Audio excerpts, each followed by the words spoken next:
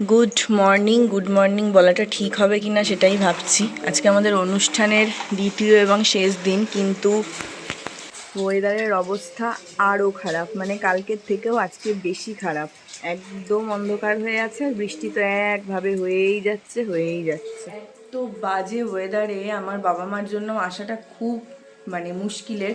কিন্তু আমি এইমাত্র ফোন করেছিলাম, তো বাবা বললো যে রেডি হয়ে গেছি, এবার জাস্ট বেরোবো, এই ছাতা নিয়েই আসতে হবে, কিছু তো করার নেই। যদিও আমার এই বাড়ি একদমই স্টেশনের কাছে, কিন্তু ওই বাড়ির থেকে একটুখানি দূর আছে, মিনিট 10-12 তো হেঁটে লাগে, তো ওখান থেকে টোটো নিয়ে নেবে, অসুবিধা হবে না। বাট এই যে ওয়েদারটা যেভাবে একটানা বৃষ্টি হয়ে যাচ্ছে, এটায় একটু চাপ হয়ে গেল এই আর।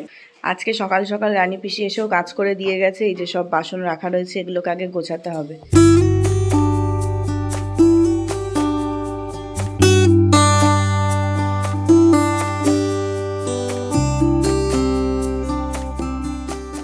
আজকে ব্রেকফাস্টে বানাবো একটু চিড়ের পোলাও, এই জন্য চিড়েটাকে এখানে সুন্দর করে ধুয়ে ছুঁয়ে রেখেছি, আর এখানে যা যা সবজি ছিল সেগুলোও কাট করে নিই।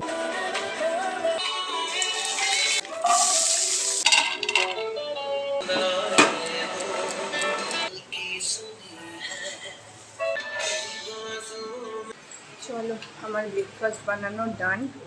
এবার জাস্ট বাবা মা আসুক, তারপরেই সবাই মিলে ব্রেকফাস্ট কমপ্লিট করে তারপর অনুষ্ঠানের হলে যাব।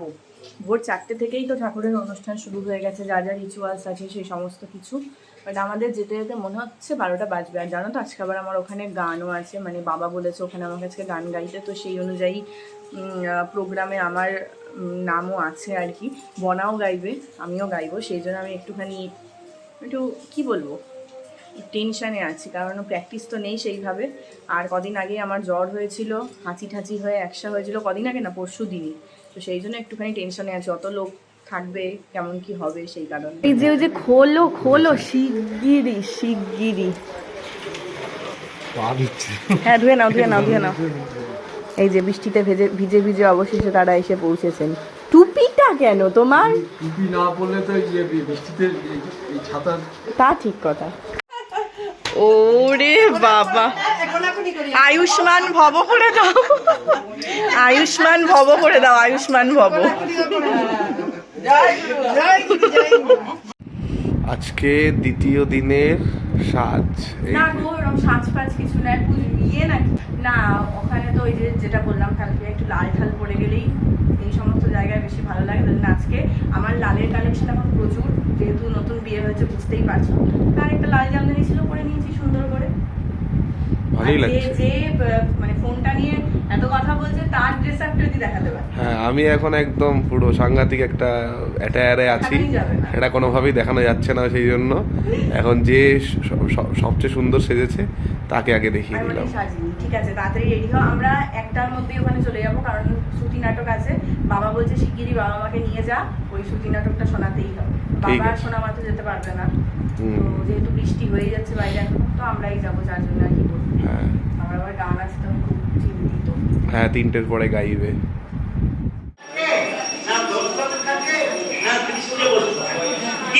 আমরা যখন পৌঁছলাম তখন প্রায় দুপুর 1টা বেজে গেছে, আর গিয়ে দেখতে পেলাম যে মহান্ত মহারাজের বক্তৃতা শুরু হয়েছে। এখন তোমরা মঞ্চের ওপর যাকে দেখতে পাচ্ছ, ইনি হলেন হালিশহর মঠের বর্তমান মহান্ত মহারাজ। তো তার বক্তৃতার পরেই বস্ত্র বিতরণ শুরু হয়েছিল, আর এই টাইমটা আমি একটু বিজি ছিলাম, যেহেতু আমাদের ফ্যামিলি মেম্বারদের অধিকাংশই এখানে উপস্থিত ছিল, তো সবার সাথে একটু কথাবার্তা তো বলছিলামই, সেই জন্য খুব একটা ভালো করে ভিডিও করা হয়নি। আর এটার পরেই শ্রুতি নাটক শুরু হয়েছিল, যেটা শুনে আমার মন একেবারেই ভরে গেছে, কিন্তু তোমাদের সাথে খুব একটা বেশি শেয়ার করতে পারলাম না। তবে হ্যাঁ, যদি পারতাম তাহলে হয়তো তোমাদেরও খুব ভালো লাগতো। স্নান করে গঙ্গার জল ছিটিয়ে শুদ্ধ হয়, কারোর জায়গার উপর দিয়ে গেলে। তো এখন আমরা চলে এসেছি খেতে, দুপুরবেলা সবারই খিদে পেয়ে গেছে, তো খেতে বসার টাইম হয়ে গেছে। আমরা এখানেই, হ্যাঁ, এটা হচ্ছে ব্লগের নতুন মুখ। হ্যাঁ, আমার ছেলে আর ছেলের বউ। এটা হচ্ছে, আমি বলছি এটা আমাদের ছেলে আর ছেলের বউ, ঠিক আছে, একই বয়স, আর বাবা মা দিদি ভাইদের সাথে ওইদিকে এই যে আমাদের বানু, যে একটু পরে গান গাইবে, আর এই যে হচ্ছে আমাদের বানুর মা, যে খুব হাসছে, হাতটা দেখ, এই যে এনারা চারজন একসাথে বসেছে। এখন বনা আমাকে আর আমি বনাকে ঠেলাঠেলি করছি কে আগে গান গাইতে স্টেজে উঠবে সেটার জন্য। সবশেষে ঠিক হয়েছে যে বনাই আগে, কারণ ও আমার বান্ধবী। আরে আমার ইচ্ছাই ছিল না আমার আগে, কেন কি আমি নার্ভাসে গান কাটবো আর মা লজ্জায় গানটা কেটে। খুবই ভালো হয়েছে, লোকজন এখানে পুরো ভর্তি ছিল, এখন কমে গেছে, তো অতটাও বেশি লজ্জা লাগবে না।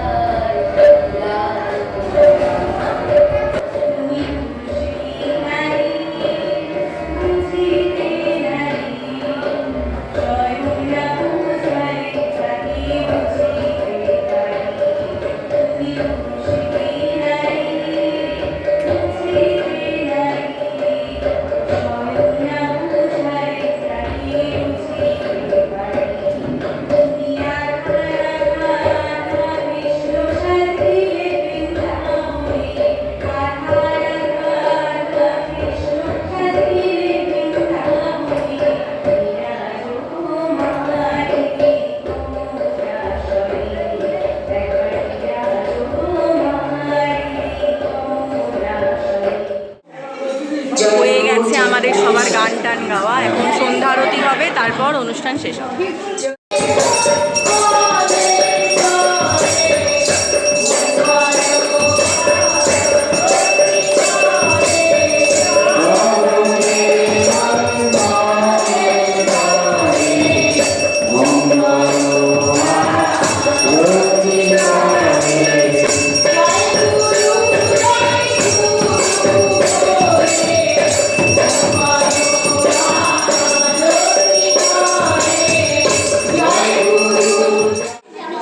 সঙ্গ সমাপ্ত হয়েছে, এখন সবাই একটু নিগম পরিবার আমাদের সবাই ফটো তুলছেন, আমারও ফটো তোলা হলো। তারপরে আমি এখন ক্যামেরা ধরছি, এই যে সবাই বসে আছেন সকল আমাদের সঙ্ঘের সভ্যরা।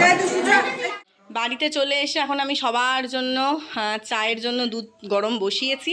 আর এদিকে দেখো বানুর আমাদের প্রচণ্ড খিদে পেয়ে গেছে, তাই বানু এখন কি খাচ্ছে? কি খাচ্ছিস বানু? আর পাশে ওগুলো কি আছে? ওগুলো তো আমার। হ্যাঁ, ওই যে তুই দিদুনকে দিলি না?